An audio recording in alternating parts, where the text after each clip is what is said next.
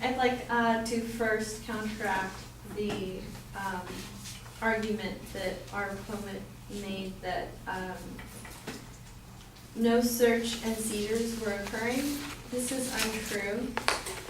In the Patriot Act itself, there is a part about sneak and peek warrants.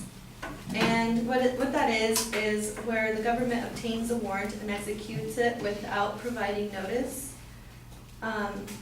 It doesn't even provide a delayed notice to the target. And the Supreme Court itself has repeatedly reaffirmed that that this is okay to happen, even though it is it's an exception to the Fourth Amendment. Also, my opponent has stated that privacy isn't as important as civil liberties. However, there is a solution where we can have both, and that is the U.S. Freedom Act, which is actually in Senate currently. And what it does is it brings new levels of transparency to the Foreign Intelligence Surveillance Act Court.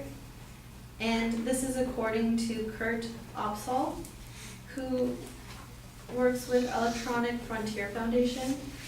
And it introduces a special advocate to champion civil liberties in court and adheres to create statutory limits on mass surveillance by the NSA.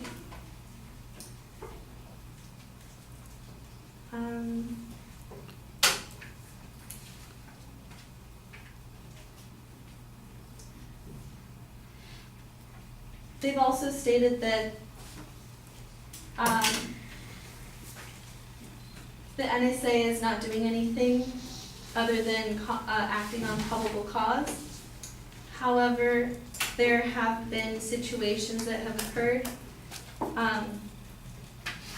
Actually, in 2013, according to the ACLU, in the war on terrorism, the FBI has unfairly targeted minority and immigrant communities with its surveillance and enforcement efforts.